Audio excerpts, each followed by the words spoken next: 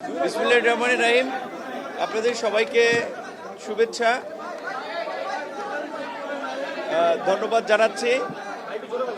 আপনারা জানেন আজকে জাতীয় ঐক্যমত্য কমিশনের সভাপতি তার আমন্ত্রণে প্রায় 30টি রাজনৈতিক দল ও জোট আজকের এই সভায় অংশগ্রহণ করেছে। সেখানে মোটা দাগে সব রাজনৈতিক দলই কিন্তু নির্বাচনের একটা সুনির্দিষ্ট রোডম্যাপ চেয়েছে। আমরা আমাদের দলের পক্ষ থেকে আমরা পরিষ্কারভাবেই বলেছি যে সংস্কার নিয়ে আগামীকালকে আরেকটি মিটিং রয়েছে 11টা। এখানে কার্যত আমরা মনে করি যে সংস্কারের বিষয়ে ইতিমধ্যেই একটা ঐক্যমত্য তৈরি হয়েছে, আর মিটিংয়ের প্রয়োজন হচ্ছে না। এখন বাস্তবায়ন করার আসলে পালা। বাস্তবায়নের ক্ষেত্রে আমরা যেটা মনে করি যে কিছু কিছু সংস্কার অধ্যাদেশের মাধ্যমে বাস্তবায়ন করা যাবে। Hire Google TV, endless color, smart living. কিছু কিছু সংস্কার বাস্তবায়নের ক্ষেত্রে সংবিধানের পরিবর্তন প্রয়োজন হবে, সেটার জন্য নিশ্চয়ই একটা পার্লামেন্ট লাগবে।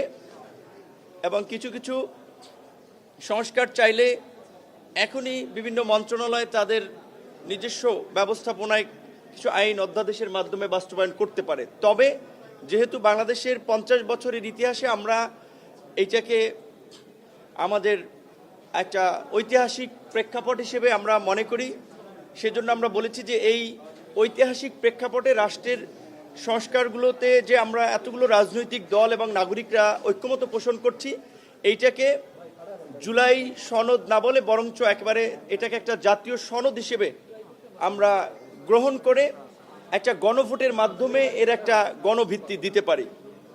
দ্বিতীয়ত, আপনারা জানেন যে গত কয়েকদিন আগেও থাইল্যান্ডে বেশ কয়েকজন আহত শিক্ষার্থীকে চিকিৎসার জন্য পাঠানো হয়েছে। তাদের যতটুকু আমরা দেখেছি অনেকেরই শারীরিকভাবে পঙ্গুত্বের একেবারে শেষ প্রান্তে চলে গিয়েছে। তাদের চিকিৎসা এখনও বিদেশ পাঠাতে সময় লাগছে, এখনও অনেকে যেতে পারে নাই, 9 মাস লাগছে। তো এর মধ্যে দিয়ে আমরা প্রধান উপদেষ্টার সামনে জাতীয় ঐক্যমত্য কমিশনের সদস্যদের আইন উপদেষ্টা ছিলেন, আমরা পরিষ্কারভাবে বলেছি তারা জুলাইয়ের আহতদের চিকিৎসার ব্যবস্থাপনা এবং তাদের সহায়তায় ব্যর্থতার পরিচয় দিয়েছে যারা দায়িত্বে ছিলেন। সুতরাং এইটা সেনাবাহিনীর কাছে দিলে ম্যানেজমেন্টটা ভালো হবে। সরকারের প্রতি শুরুর দিকে যে একটা অভূতপূর্ব সমর্থন ছিল, সব রাজনৈতিক দলের একটা সহযোগিতা করার মনোভাব ছিল। সরকারের বেশ কিছু উপদেষ্টার বেশ কিছু কর্মকাণ্ড, রাজনৈতিক মন্তব্য সরকারের সাথে রাজনৈতিক দলগুলোর একটা দূরত্ব তৈরি করেছে, একটা সন্দেহ সংশয়ের সৃষ্টি করেছে। আমরা সেই সমস্ত উপদেষ্টাদেরকে অপসারণ করে উপদেষ্টা পরিষদ পুনর্গঠনের আমরা দাবি জানিয়েছি।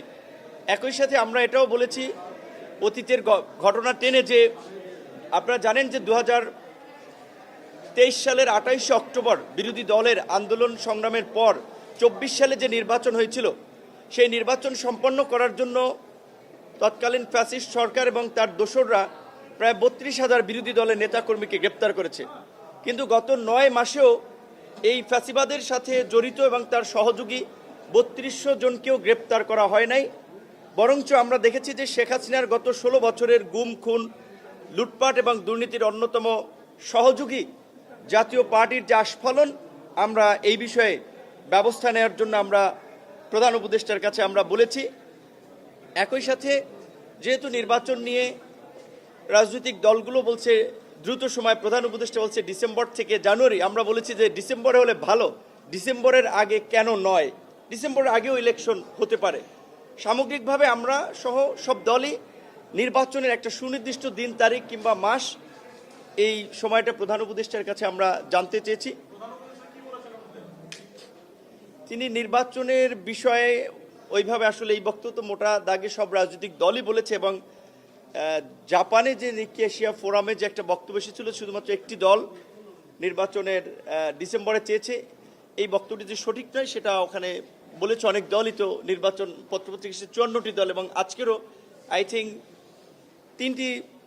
তিনটি দল ব্যতীত বাকি দলই কিন্তু নির্বাচনের জন্য দ্রুত একটা রোডম্যাপ চেয়েছে এবং নির্বাচনটা যে ডিসেম্বরের মধ্যে হওয়া প্রয়োজন সেই বিষয়ে বক্তব্য রেখেছেন। প্রধান উপদেষ্টা হয়তো এই সমস্ত স্পেসিফিক বিষয়ে এত ডিটেইলে যান নাই, তিনি এই যে একটা ঐক্য তৈরি হয়েছিল সরকার গঠনের শুরুতে, ঐক্যমতের ভিত্তিতে সংস্কার করতে চান এবং নির্বাচনও দিতে চান, সেটি আমাদেরকে জানিয়েছেন। ধন্যবাদ।